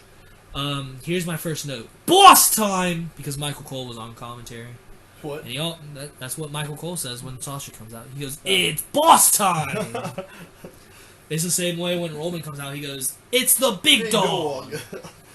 I've got big pop for Lacey and Naomi. I fucking love Lacey Evans. She's sick. So is Naomi. They're sick. Bailey equals Karen. I have in my notes. What does that mean? Her hairstyle? I guess just everything about her, really. She's just kind of a bitch. I'm talking to you, Bailey. I didn't know what you were apologizing. I'm waiting. I'm hoping that Bailey's like listening and like, really offended that I called her a bitch. I like Bailey. No, you don't. We watched Bailey This Is Your Life live. We paid to be there. Yeah. I don't know. Stop trying to recreate This Is Your Life, WWE. It doesn't work. The only time that ever worked was Mankind and The Rock for The Rock's birthday. Oh, they go through the whole thing. Yeah. They go through the whole thing, and it's really good. Some people say that it's the most watched WWE segment ever. Although I've also heard that that's a lie, and the most watched thing ever was Stone Cold versus The Undertaker. I don't know. Doesn't matter. Whole fucking thing. It got like 18 minutes of straight time on TV, which is crazy. Yeah. And then it's hilarious. There's a whole bunch of funny stuff, and the whole point of This Is Your Life is that it's like supposed to be almost embarrassing. Right. But Mankind was doing it to be like, hooray! You've had such a great life. Here's your gym teacher that told you were gonna amount to nothing because you were fat. Look at him now. And stuff like that. Or it's like, here's your third grade teacher that said you weren't going to do anything because you don't know how to read, and stuff like that. Right. It's not meant to be a heel being like, haha, isn't your life sad? Oh, it's supposed to be wholesome because it's like, let's celebrate. Oh. And then, you know what happens with The Rock and Mankind? What? The Mankind's like wishing him a happy birthday and all these balloons are falling, and The Rock says, I appreciate it, but The Rock's birthday is May 4th, you son of a bitch. And he like leaves the ring, and that's all you need. And that's how you make it. That's funny. You don't make it Alexa Bliss being like, haha, your best friend and your boyfriend are dating now. Aren't you a stupid whore? Ha ha ha ha ha. Yeah. Because Bailey deserves better. She can work. And Alexa deserves better. And those random people that played those parts deserve better. And I deserve better as a fucking mark. And you deserve better as a casual, damn it. They got some X-Pac people like They're like, get out of the ring. I think Bailey has Xbox heat with me now. I like Bailey as like a I'm pretty sure we were having chants of like, this is bullshit. Yeah, this is boring or something. We had like, this is boring, bullshit. I think there was like a cut this shit or cut this crap chant. It was not well received. I'd be nervous as hell though if I was like giving a promo. That's what I started hearing. Bullshit. Yeah. This is boring. I'm like, oh no, I gotta leave. But like I said, if they quit letting Bailey talk as a heel and just like had her be like, ooh, I'm mad now. Bailey doesn't have like an intimidating voice. Just like Bob Lash and Brock Les. Yeah, and they don't talk. Yeah, you're right. So that's what I'm saying. That's what they need to do. Quit with this Sasha Banks shit and just, if you're on a heel, just have her like turn on everybody and not talk to anybody and go on like a tear. Just let her be like, almost like a Hannibal Lecter. Undertaker. We went in two different directions. I think you could tell a really good story with a character of just where they're like super intelligent but antisocial. And like when people try to interview them and stuff, they're like, I don't like to talk. You know what I mean? Like you could really tell that with Cesaro perfectly, of where Cesaro's like snapped. Baron Corbin can talk. He just gets Xbox heat when he does. I don't like Baron Corbin talking. That's fair. Okay, let's see. Everyone on Tamina, not a big threat though. That's the thing. Oh, Tamina, I don't understand. Yeah, they always bring back Tamina and try to make her like, oh man, it's Tamina. The same thing with Braun Strowman. It's like you got these big people that can be powerhouses, but they're not. But Tamina's never been that, and she's been here since like 2011. Oh. It's not like with Braun where they used to be a monster. Oh, I thought that. No, Tamina's just like always lost. She was here when the Divas title was still here. Oh, really? Yeah. No, I didn't know that. And she's just never been able to do anything. She came as a face to be like, look, I'm Jimmy Superfly Snuka's daughter. Aren't I cool? No one cared. And then they turned her heel. No one cared. And then they put her in Team Bad. No one cared. And then they made her a monster with Nia Jax, kind of. Except Nia Jax did everything, and Tamina just took the pins when they had to lose. And no one cared. And then now she's here. And guess what? No one cares. Yeah. So, like, I don't care. Like, honestly, just address it, make Tamina a babyface, and have her be like, I came in, I thought I was going to be able to really make a splash, but I rested on my laurels and I let the rest of this division pass me by, but not anymore. And that's all she has to say in a promo, and then you've got a baby face who people want to see get behind. Really? That's all you have to do! Oh, there was a Do-si-do spot I've got in my notes. Oh, yeah, the Do-si-do spot. Yeah, that was with Sasha Banks and Bailey. Or I think Sasha and Bailey threw Lacey and Naomi, and they Do-si-do into them, which is a sick spot. It's kind of a classic Divas spot. Like, they did it. Do-si-do? Yeah. They used to do it a lot, but it's still a good spot. I enjoyed it as well. The ref doesn't allow ropes to be used, even though it's a no-DQ match. Since it's that was weird. I remember that, and I got really upset with it. But then I got even more upset when Tamina came back in. It is some 2K stuff. Then I got even more upset when Tamina came back in, and she tried to hit a super kick, and it connected, like, to... Oh my goodness, though. I forgot. It connected to, like, the shoulder. Yeah. Because, like, you can do a soul kick, which is when you kick them in the stomach. You can do a super kick to the chest. You can do a super kick to the head. She hit her, like, right here in the shoulder blade. Who was announcing? Was it Michael Cole? Yep. And he, like, freaked out over it. He was like, oh, what a super kick! And I was like, nope. That might be the worst super kick. Yeah, that was bad. But we had a cool little spot where they acknowledged Team Bad, which is Naomi, Sasha, and Tamina. When the Divas Revolution was first a thing, they decided... So the Divas Revolution... Whenever they quit going by Divas and started going by women superstars? Yeah, basically. Gotcha. It was the thing where they were like, look, women wrestling is really good. You guys should do this on the main roster. And then there was a hashtag give Divas a chance, and everyone was like, you're still calling them Divas, just call them women. And then they were like, that's it, we're having the Divas Revolution. And they're like, just call them women and let them wrestle. And then they were like, there's 3 teams. Team Bad, which was them. Team Bellas. Beautiful and Dangerous. Oh. They used to have another name, but it was a porn site name. I don't remember it off the top of my head. It was like Ebony Dangerous, or Dangerous Ebony, something like that. I like to think Vince came up with it. But they had to change that. They had to change that really fast because, like, kids looked it up. Oh. So yeah. But then they also had Team PCB. What was that? Paige, Charlotte, and Becky. That's how they came up. And they also had a terrible name because PCB. And then they had the Bella Empire, which was the Bellas and Alicia Fox. The beautiful Alicia Fox. The beautiful Alicia Fox. And that's it. That was the Divas Revolution. And then they just kind of all fucked around with each other, and then they stopped fucking around with each other, and then they went back to being piss break matches for a while. And then they decided, they were like, AJ Lee is married to CM Punk, so she can't be the longest reigning Divas champion anymore. Nikki, you're going to do it. Oh, and that's the reign of the Bellas? Yep. And then eventually Charlotte beat her, so Paige turned heel on Charlotte. But then no one really wanted to cheer for Charlotte, so she turned heel on Becky. Now Becky's where she is. And now Becky... Then Becky in SummerSlam a couple years later turned heel on Charlotte, but everyone liked it, so they cheered for her. So then Aren't Charlotte they like really turned good heel. friends in real life? Yeah. So then Charlotte turned heel on Ronda, but then everyone cheered her for that. Ronda. And then that's how we got WrestleMania 35. With Becky and... Yep. Who she fight? Becky, Charlotte, and Ronda. Triple threat. And then Ronda said, deuces, bitches. And then Ronda said, my shoulders are up, so fuck this is fake. I'm out. Basically. Fuck you, WWE fans. We had where literally everyone eliminates Tamina. Yeah, like, they that literally was all weird. covered her. And again, like, you have not created her to be a monster, so I don't care. It's like...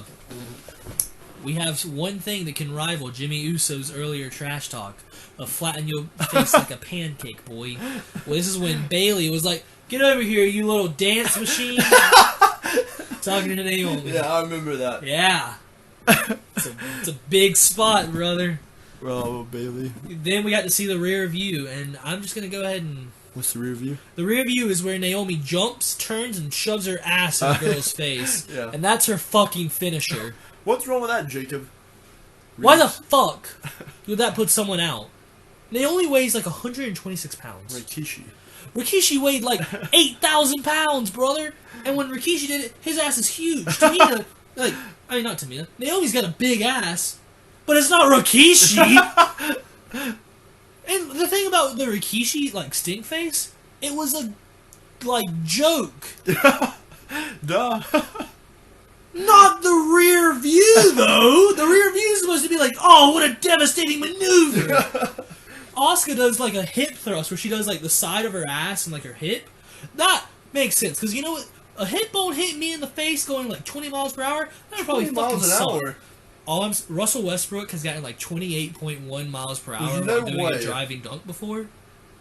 I think the Fast Humans runs 20 miles an hour, maybe. I'm talking about sprints here, brother. Yeah, I'm talking about sprints. Get out of my face. But anyways, the rear view fucking sucks. Naomi taps out to the bank statement. So that's cool. Bailey and Banks have a miscommunication and Banks gets fucking kneed to death. You remember that? Whenever, they were, holding Lacey, and then she was like, this is for summer! Whatever. And then, Lacey moved, and then Banks was just, dead. Rolled to the floor, and then she came out, and she was like, how could you do that? I thought we were friends. And she was like, it was an accident. Yeah. I don't understand. I understand, I Sasha why. Banks got hit by Lacey Evans with a... That's not what eliminated her. They were arguing, and then Lacey went to do the women's right. Yeah, and then Bailey caught it and threw it away. Right. So then she was like, "Waboom!" Pretty much gave more momentum to the women's right to eliminate Sasha Banks. That's the WMD, right? Kinda, yeah. It's just a right hook. Yeah, which is again, as you and I talked about during this, strike finishers other than a super kick or maybe a Samoan spike or a clothesline from hell, stupid. But something like a cobra or a don't ever talk about the brain cobra chop again. The WMD, heart punch. Maybe the very European uppercut that Cesaro used to do, where he threw him up in the air and then uppercut him all the way down. That makes sense because waboom. But the women's right, what's stopping that right hand from being used any other right hand? It's a closed fist, Jacob. It probably is. That's illegal. Referee. There's no DQ though, because. But the ropes, sometimes the ropes. That's true. That's true. So then Lacey eliminates Banks, and Bailey watches. She's like, "Oh my god, I messed up." Didn't break up the pin though. Yeah, could have. We got the BME, the best moonsault ever. I don't know what Lacey actually calls it. That's what Christopher Daniels calls it. Oh, really? That's where it's the wow. Right. The triple. I don't know what you would call it. Double moonsault, maybe. Yes. Flippy dippy shit. Moonsault. And then Bayley hits her lame ass finisher to win. Yeah. Do you remember the finisher? Like. No, not really. So like Lacey's on her knees. That like end of days? Kind of. But it's like a reverse end of days. Like Lacey's on her knees, right? Like kneeling down. Bayley takes the arm and bends it like at a chicken wing and puts her knee over it to keep it. Yeah. And then grabs her head on the other side and like drives her down like a DDT almost. Yeah, I do remember that now. And it just looks fucking stupid. Yeah, it's not like a. I don't know. It doesn't like a. It's not like something where like I'd see it and be like, "Ooh, that's a done match, brother." You know, like I'd be like, "What? The fuck did she just do?" I think he called it like the Rose Plan or something, or she used to when she was on the fucking Indies, and it was stupid. Oh, she kept the same finisher for. No, when she first came, she did the belly to belly, which was like a belly to belly. You called that. What? You called that in the match. You said watch for the shitty belly to belly. Yeah, the shitty belly to belly, because it's just like, it's meant to look like a hug. Right. Because Bayley's gimmick is hugs. Right. That's not a finisher, though. I don't understand. Bayley did an avalanche poison Rana to Sasha Banks at NXT TakeOver. What? Why doesn't she just do the poison Rana as her finish? Right. If she can do one, just fucking do it and move on. She's been with Sasha Banks since NXT? Yeah. Oh. They were the four horsewomen. Charlotte, Becky, Bayley, and Sasha. It's okay. Ronda, Shayna, and... Jessamine Duke and Shafira Mendoza or something Where like are that. those other two at, though? They're in NXT. Oh, really? Fucking around. Oh. Don't know why they have all four, or all 8 of the four horsewomen and haven't done like a Survivor Series match against them. Yeah, that'd be pretty cool. Yeah, but I guess now we're not going to get it because Ronda. Well, she said she didn't want to come back full time. I bet you money she won't be back. At all? After the comments that she made, probably not. Yeah. I don't think Vince will want her back. Yeah. Because I think that, like... Did she get full paid of her contract? Probably. Really? Probably. How? I don't know. She might be on appearance basis, in which case she wouldn't, but... Well, it was probably a guaranteed contract, like an ironclad. Well, like, how would you sign that, though, if you don't perform? Mm-hmm. Anyways. I gave that match 3 stars. Rhonda, if you're watching, did you get paid? How much? If you're a lawyer, comment below on how contracts work. I gave that match 3 stars. Like, I think I gave it like 3.7, 3.8. I'll be honest. I like the first parts of the matches. I didn't like the Tamina part. Really? It should have just been a fatal 4-way. Without Tamina? Yeah. Yeah. And don't make it elimination. Yeah. Just let it be Lacey and Naomi are unlikely allies because Lacey used to be a heel. Right. Against a unified Sasha and that's true. Bayley, and then you just have a natural story. I was surprised at the end that Sasha didn't knock Bayley out. Yeah, she came in and gave her the belt. But she was kind of hesitant though. They'll probably do like a slow burn, and they're probably waiting to do an official turn until there's fans. Yeah, that's true, probably. Because that's like the cliffhanger that we're waiting on. Yeah. But really, you probably should have done it as a better cliffhanger of where like Sasha throws the belt down. Yeah, maybe, but she did hesitate. I would have liked it better if Lacey would have won, and then they would have been and then Bayley would be sitting over there like, oh my goodness, I didn't want to beat you or whatever. I don't know. Yeah. I didn't want to have to fight you, so I let Lacey just do it. I mean, I don't know. I don't think Bayley is getting over as a champ. Yeah. I don't see people talking about her online as being so good. I don't see any Bayley shirts out and about. Right. You know, I don't think she's getting over out now. I mean, that's true. Yeah. Police were not. But I think Lacey would get over. Yeah, I agree. And I think Lacey, she's pretty Southern young. Sweetheart or what? Sassy Southern Belle. Yeah, Sassy Southern Belle. And I think Lacey, you could make good shirts with her. I think she's hot. The older people would like her. I think you need to bring Sergeant Slaughter in to really sell this with Paris Island. Maybe. Fuck it. You know what I mean? I really think that would work. That probably would. All right, let's talk about... Especially with 4th of July coming up. That's true. Anyway. Fireworks. That's all I got to say. I don't know. I had in my predictions that Banks was going to win, and you had Bayley, so you got another point on this one. I still think it would have been better to do Banks doesn't turn, but wins, and then, like, Bayley's like, I'm so happy for you. Oh, yeah. I'm so glad! You know? Yeah, that would have been a good one, too. But, too late now. And that would have been good if it would have been a fatal 4-way, and then she just pins Lacey or yeah. Naomi, whoever. It doesn't have to be where they fight each other. That would have been a good one. But, it happens. WWE writers, if you watch it.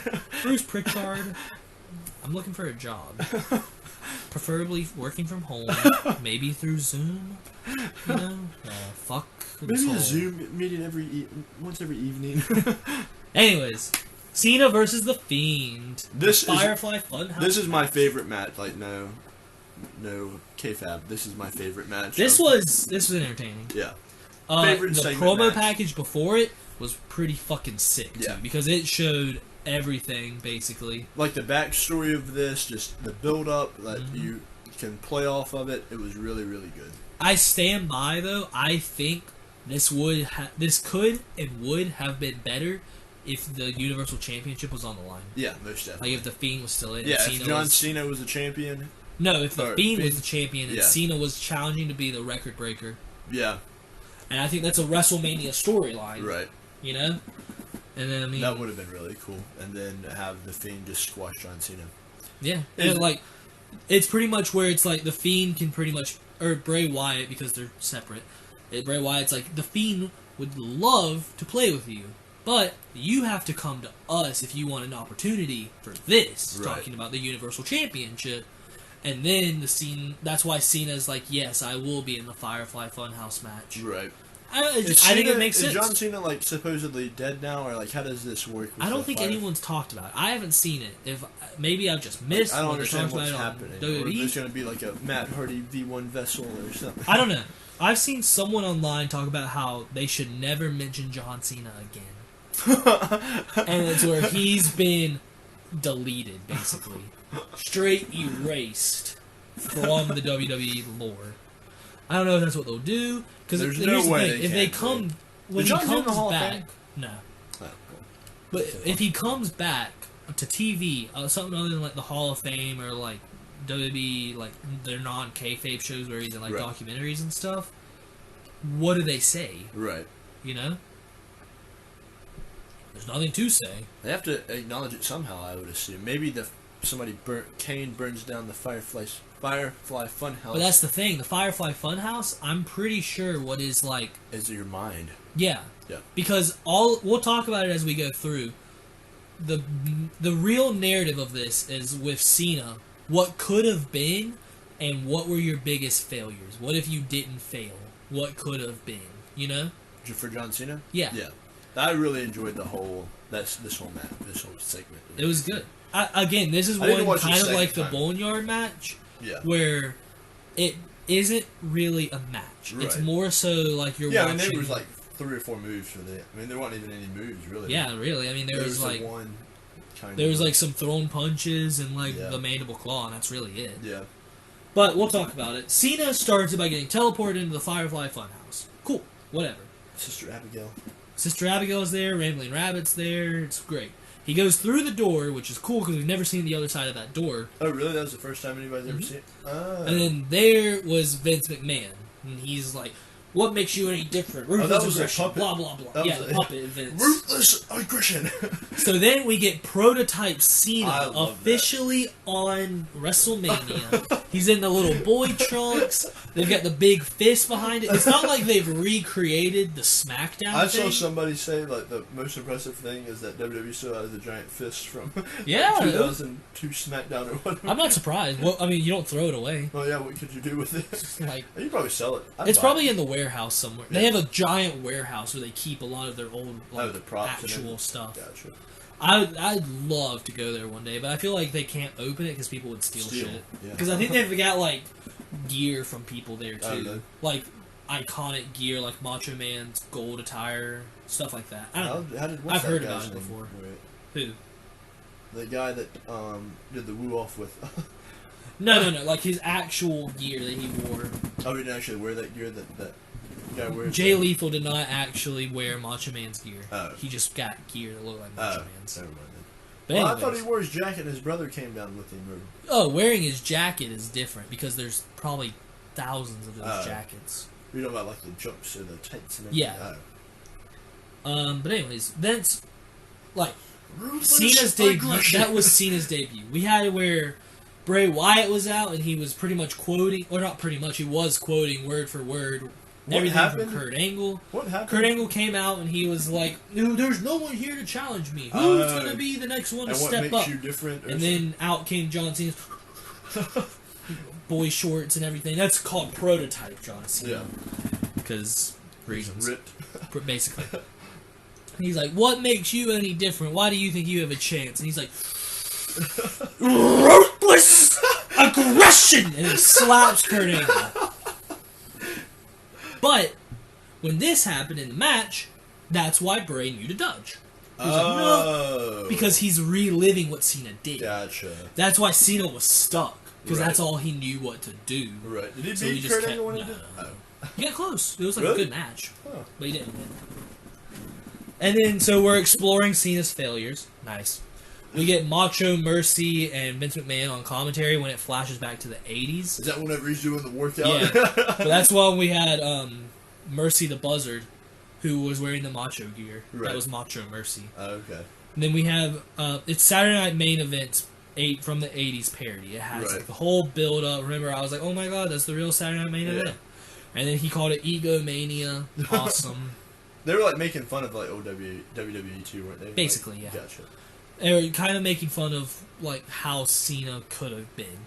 And then he's doing the whole thing where he's pumping the iron and they're fired up and it's like, "Ooh, brother! Ooh, Jackie, I'm gonna get you this time, brother!" Right. All that kind of stuff. Right. Pretty good. And then Cena tries to punch Wyatt, I don't know if you remember, but his arms are dead. Right, because he's Can't been working do out. it. Yeah. Which I don't really get what the thing is with that, but it cuts us again, and we go to the word life thugonomics John Cena. Yeah.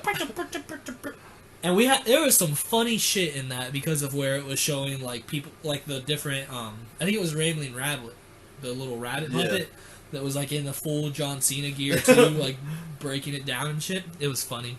That was funny. And then they had a rap battle? The little rabbit and the No, Bray Wyatt, like, Bray Wyatt and John Cena. There was a Husky Harris weight joke, and like I don't know. I feel like this was a weaker Cena rap because Cena's got some funny raps, right? But this one, I don't know, didn't really do anything for me. So then Bray Wyatt, Doctor of Thugonomics anymore. That's true. But Bray Wyatt, I don't know if you like paid attention to this part. He goes out there. He calls him a bully. Yeah. He says he is like the guy who's holding people down. Right, he's not here for the future. People hate. Yeah. Yeah. And all this, and like how he was saying, like, you're a man of the people, but at WrestleMania 30, they wanted me to win. Right. All that kind of stuff, great. And he calls him poor, lonely John Cena. And I like to think that's some kind of a rib about how he's not with Nikki Bella anymore. I was thinking that too. Because he is, really, John Cena is alone. And I don't know if you ever watched the Total Bellas. He likes it. That's what he chooses. Yeah, he chooses to be alone, but also, like, I couldn't fucking live with him. Like, Jesus Christ. That dude's got, like, 50 rules. Yeah, all of his OCD rules and everything. Yeah. Like Here is where things get very strange. I couldn't. I'd live with him. Here's where I thought John things Cena, got if you're strange. Watching, you need a roommate that want to pay rent, I'm your guy. Bray Wyatt reverts back to his old Abigail self, and he's doing his kind of normal promo, and this is where he acknowledges the fans wanted Wyatt to win. And then they do an NWO gimmick. Yeah, that was weird. And I think the reason why is because a lot of people want Cena to turn heel because they think it'll reinvigorate the business, like when Hogan turned heel, which led to the boom period of pro wrestling, which was pretty much the formation of the NWO in like 97-ish to 2003-ish when Stone Cold kind of left. Right. That general area. Those couple of years. So they were kind of doing like, you know, you got NWO Bray Bischoff Wyatt out there, and he's like introducing them. NWO Hollywood Cena. And then we've got... Wasn't Eric Bischoff? Was he from that? He was from the actual NWO. Gotcha. Like, he was the leader of the original Really? NWO. Basically, he's the mastermind kind of Gotcha. gimmick. Like, started it? Yep. Gotcha. And then my favorite part of the match was when it cut back to Vince McMahon and he went, "This is such good shit, pal." Yeah. Apparently that's a real, like, thing that Vince says. He's like, "It's such good shit." Like, someone will be like, "This is shitty, Vince." And he's like, "Yeah, but it's such good shit, god damn it." Oh, it just seems cool. And then we get the Fiend finally shows up. Yeah. Mandible Claw and John Cena. I'm telling you. Bray Wyatt counts 3. Yeah, that was cool. I like that. I think that's... They probably could, they definitely could have found a way to make both the Fiend and Wyatt on the screen at the same time. But I think they purposely didn't want to. I don't know if they eventually will or what, but I don't know. It's very interesting to me that they didn't. Right. But then John Cena disappears. Right. Which could mean a couple of different things. One, it could mean he's gone. Right. Out of the WWE. All of these failures and all of his insecurities have gotten the best of him, and now he's stuck in the Firefly Funhouse. Cleaned the books. Basically. Yeah. He's now stuck in the Firefly Funhouse as one of them. So he's never been to WWE, is what you're saying. Kind of, Why did they have a Vince McMahon puppet, though? Because Vince McMahon holds down Bray Wyatt, basically. That's why he appears as the devil so often. And, like, you remember, I don't know if you saw Husky the Pig Boy. They're going to bring a John That's Cena the pig puppet. where he was like, boom, boom, boom, They boom, bring boom. a John Cena puppet. They might, actually. That'd be cool. And if not, they might even... I think that would be something cool to make part of the Firefly Funhouse, where it's like, if you don't escape, right, you're stuck here. And then somebody frees everyone. Maybe. Alistair Black. Bray Wyatt defeats the Fiend. What a Firefly Funhouse match that would be. Jesus. It's such good shit! Now, here's what I think is really weird. There's this guy named Adam Blompied, who currently is on a show or a network called Wrestle Talk. Not like a network, like a YouTube channel. Yeah. He does fantasy booking. And he pretty much called this match. Really? And got it completely right. Really? Yeah.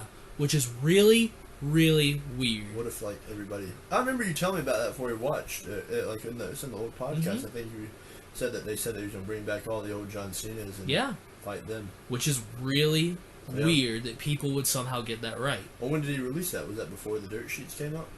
The dirt sheets, from what I saw with, like, spoilers and stuff, did not have anything about this match because this was the one that was edited and stuff and put together after.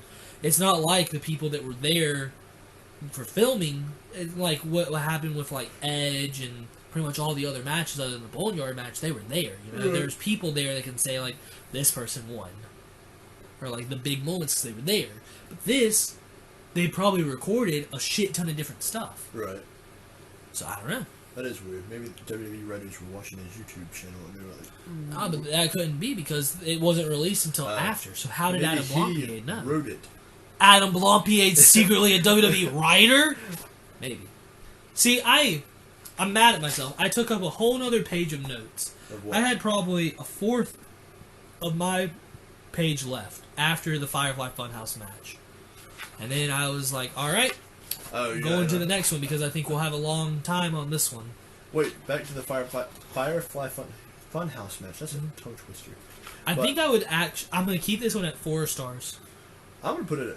I liked it more than the Boneyard match, just because of the history and, like, the going back and, like... It's very entertaining. Yeah.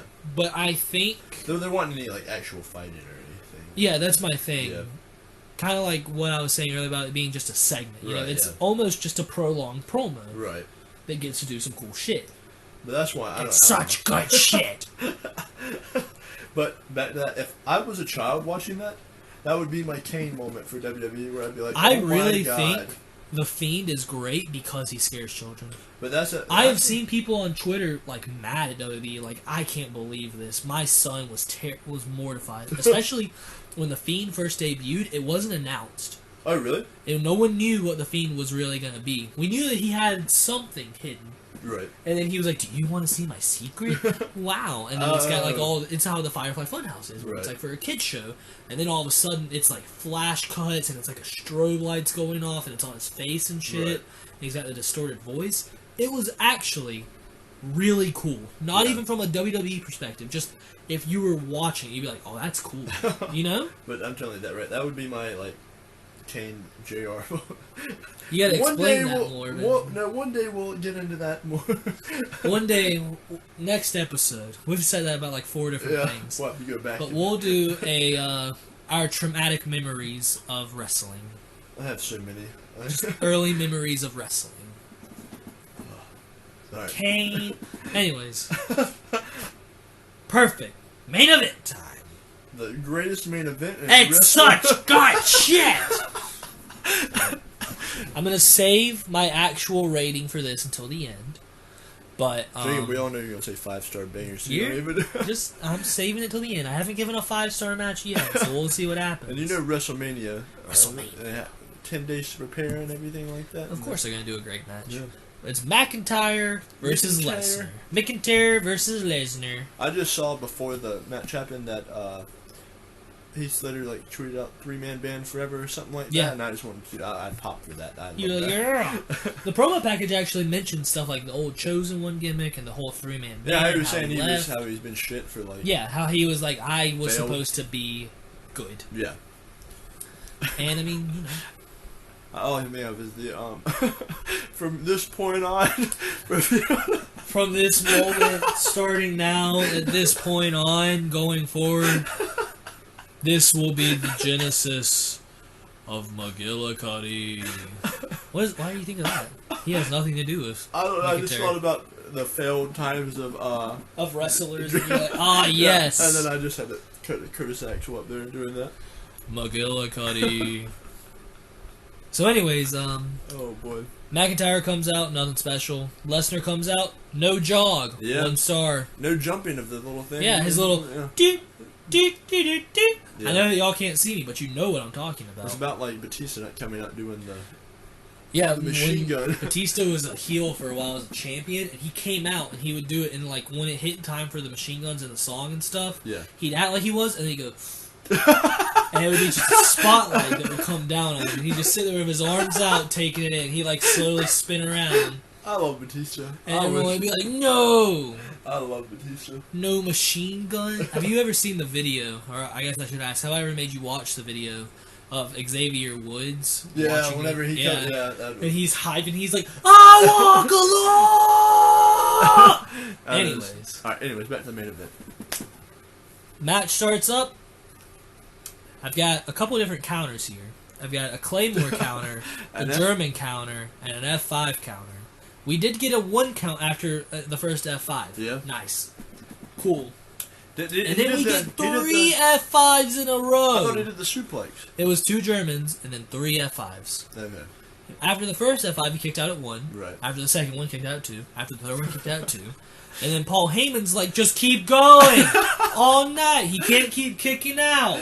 Oh, God. And then after that, he reversed, hit a Claymore. Brock gets up, he has another Claymore. Brock gets up, he hits another Claymore. Brock gets up, he hits another Claymore. 1, 2, 3. Cut to Paul Heyman's face. Paul Heyman's face makes this match a 5-star banger. This is gonna be our thumbnail for this. Oh yeah, it's the background. When you guys are watching this right now, that face, 5 stars. This match was 4 minutes and 7 seconds. Oh, this is the worst. The main event. Yep. And see, you can argue that the main event was the first night, the Boneyard match. Yeah. Nope. Because if it's 2 nights, the main event is the last show, or is the last match of the last show. Like the start of WrestleMania was the Suzuki Warriors versus the... Yeah, that's the start of WrestleMania. Because the whole thing is they were saying this is going to be a 30-hour event. Right. So that means it's very start to very end. Right. Which means you can't say... Is this the worst... The Boneyard match was a main event. You can't say that Rhea and Charlotte were an opener. Because the opener was the tag team women's title match. And the main event is McIntyre versus Lesnar. McIntyre.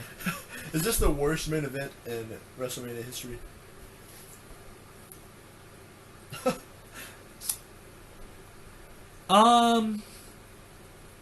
Yeah. That's what I was. I couldn't think of anything. Look, I've seen a lot of people online trying to defend how this should be At least a 3-star match. 3 stars? Who's saying that? I've seen a lot of people saying it. Brian Zane on Wrestling with Regret, he said it because of the moment of McIntyre finally overcoming Lesnar. And you know what? I would agree if he didn't lose last WrestleMania too to Seth Rollins after getting kicked in the dick 4 times. Why does Seth Rollins do that, everybody? Because Seth Rollins is a douchebag. I didn't realize he lost last WrestleMania too. Yeah, and I think he might have lost the one before that. Oh boy, no, I don't prefer like. Or no, I think at 34 he beat Goldberg. I don't like Drew McIntyre that much very well. I was cheering for Brock Lesnar. I know you were. That's why you got it wrong in your prediction. But because I don't think Brock Lesnar should be jobbed out like that. I don't think you should make the F5 look so weak after. What doesn't make sense is that's been the kill move. It took 3 to end the streak. Yeah. 3 F5s. Yeah. Beats Undertaker's legendary undefeated WrestleMania streak. But Drew McIntyre, nope. Kick out. I don't understand why they did that, though, because you know Brock Lesnar's capable of putting on a good match. And yeah, I mean, I showed you the match of him versus AJ. Yeah, I know. And I mean, they had the 4 finishers spaced, but it was spaced out over such a moment of time. Mm-hmm. Each time they did it, you're like, "Ooh, he's not gonna kick out or whatever." Yeah, and then, it doesn't the story of the match. Oh my goodness! But once I sit there and I watch 3 F5s and 4 Claymores over and over again, I'm like, well, this is boring. And now here's where we can talk about with the Big Show. He apparently, according to what WWE says, this is official kayfabe, after WrestleMania went off the air, for some reason, Drew McIntyre made his entrance.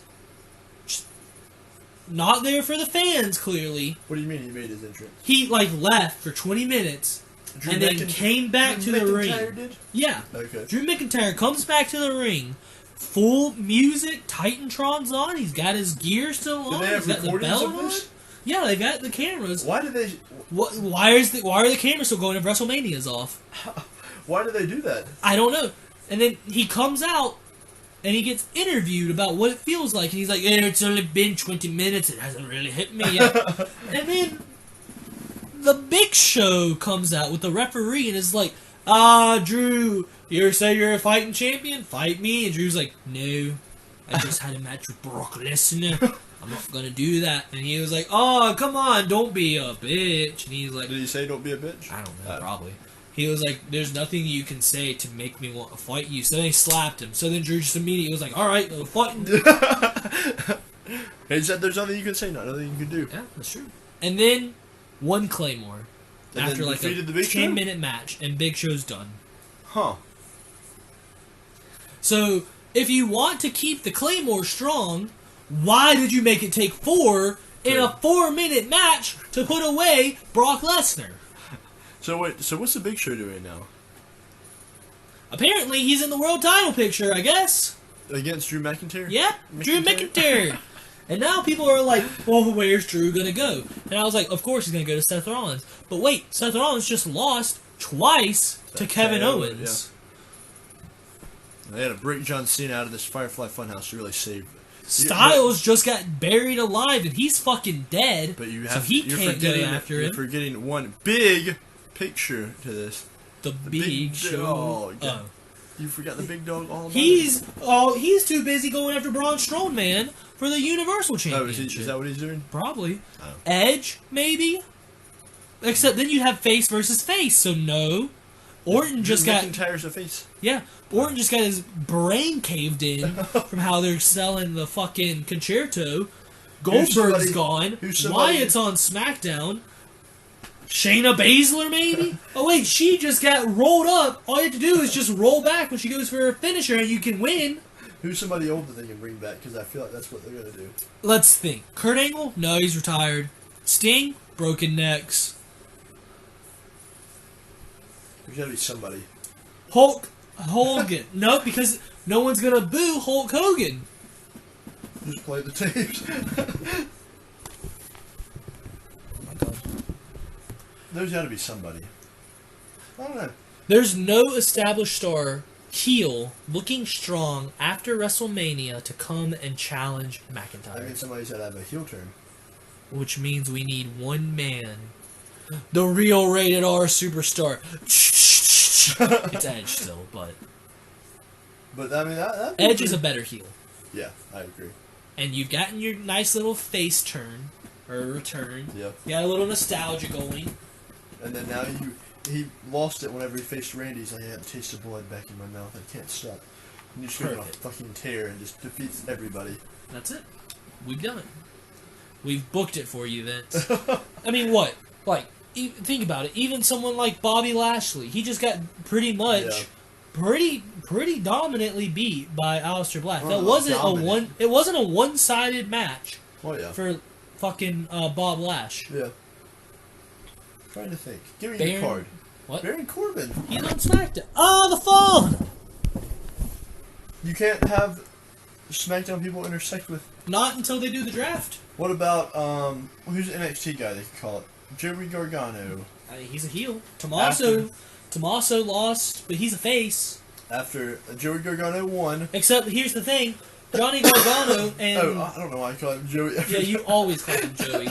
When Johnny Gargano and his wife, Candice LeRae, were leaving that match, they were being watched in a car by a couple. Establishing who they're going to feud with. It's Killer Cross and Scarlett Bordeaux or something like that. I don't know who one of those I know you don't. They haven't debuted yet. Where are they from? Like TNA, mostly. Oh, really? Yeah.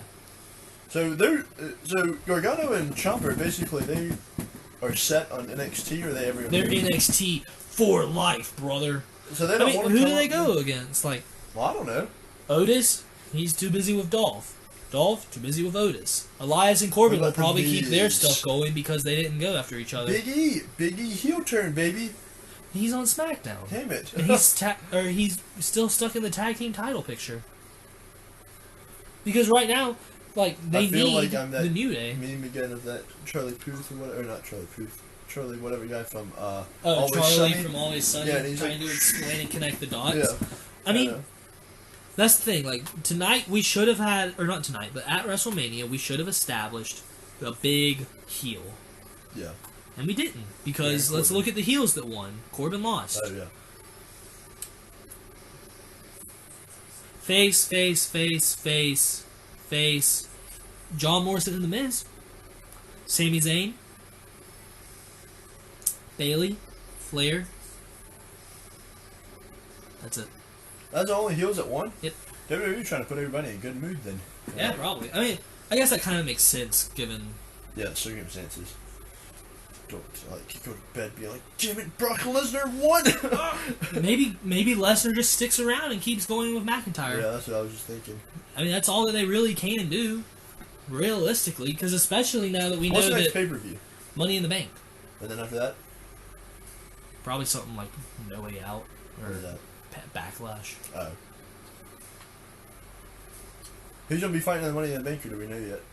As far as I know, we don't know. Let's see what time it is. It is 8:51, so we missed an hour of Raw. Well, let's go watch some. Darn, we missed Raw.